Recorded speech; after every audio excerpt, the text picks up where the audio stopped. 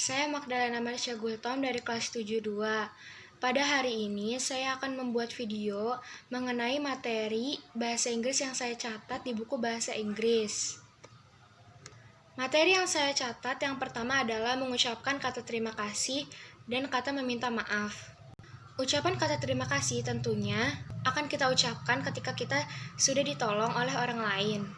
Mengucapkan kata terima kasih yang sering kita dengar adalah thank you, thanks, terima kasih, dan lain sebagainya. Yang kedua adalah meminta maaf. Permintaan maaf diucapkan ketika kita sedang berbuat kesalahan yang dilakukan dengan sengaja maupun tidak sengaja. Ucapan maaf yang bisa dipakai adalah I'm sorry. Yang selanjutnya yang saya catat adalah tentang alfabet. Ada 26 huruf dalam abjad bahasa Inggris. Terdiri dari 5 huruf vokal dan 21 konsonan atau huruf mati. Materi selanjutnya yang saya catat adalah pronoun atau kata ganti. Kata ganti dimulai dari subjek, I, you, they, we, she, he, it.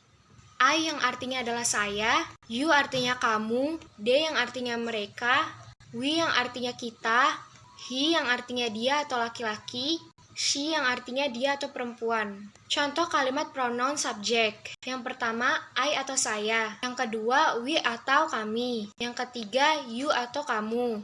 Yang keempat, they atau mereka. Yang kelima, he atau dia laki-laki. Yang keenam, she dia atau perempuan. Yang ketujuh adalah it atau benda. Pronoun objek artinya letaknya di belakang kalimat. Contohnya adalah yang pertama, me atau saya. Yang kedua adalah us atau kami. Yang ketiga, you atau kamu. Yang keempat, them atau mereka. Yang kelima, him atau laki-laki. Yang keenam, she atau dia perempuan. Yang ketujuh, it atau benda. Beda subject pronoun dan object pronoun. Subject pronoun itu posisinya di depan. Object pronoun itu posisinya di belakang. Materi selanjutnya yang saya catat adalah cara membaca waktu di dalam bahasa Inggris. Yang pertama adalah o'clock. Penyebutan o'clock ini digunakan untuk menunjukkan waktu tidak lebih atau tidak kurang yang disebut sebagai tepat. Contohnya adalah pukul 14.00, 12.00, dan lain sebagainya. Yang kedua, penyebutan half past. Penyebutan half past ini digunakan untuk menunjukkan lewat atau lebih 30 menit dan jarum panjangnya ada di angka 6. Contohnya adalah 19.30, 12.30, dan lain sebagainya. Kemudian yang ketiga adalah a quarter past. A quarter past ini digunakan untuk menunjukkan lewat atau lebih 15 menit dan jarum panjangnya ada di angka 3. Contohnya adalah jam 15.15, 20.15, 17.15, dan lain sebagainya. Yang keempat adalah quarter to. A quarter to ini digunakan menunjukkan lewat atau lebih 40 menit kurang dari 15 menit. Contohnya adalah 4.45, 5.45, dan lain sebagainya. Selanjutnya adalah penggunaan AM dan PM. AM itu untuk pagi dan PM itu untuk malam. Materi selanjutnya yang saya catat adalah telling time. An hour yang berarti 1 jam, half an hour yang berarti 30 menit, how long yang berarti berapa lama. Kemudian materi selanjutnya adalah cardinal and ordinal number. Cardinal number yang artinya angka urut biasa, dan ordinal number artinya angka yang berdasarkan tingkatan. Cardinal numbers contohnya adalah 1, 1, 2, 3, 3, dan lain sebagainya. Ordinal number contohnya adalah first atau ke-1, second atau kedua, dan lain sebagainya. Materi selanjutnya adalah days of a week.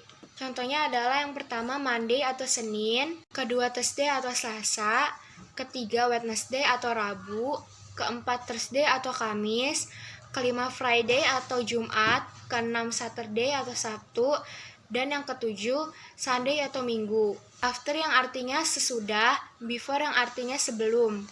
Lanjut, months in a year. Yang pertama, day yang artinya hari, yang kedua week artinya minggu, yang ketiga months artinya bulan, dan yang keempat year atau tahun.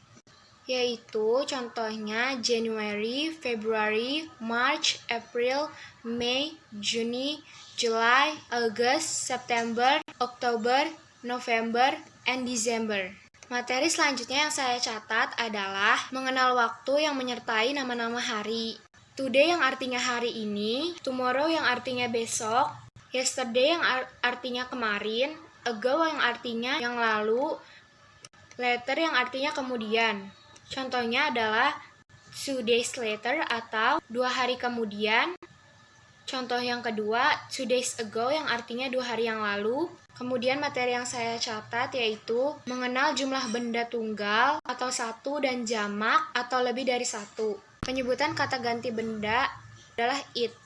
Yang kedua adalah penggunaan kata has atau have. Have atau has itu yang berarti punya. I, you, Dewi memakai kata have.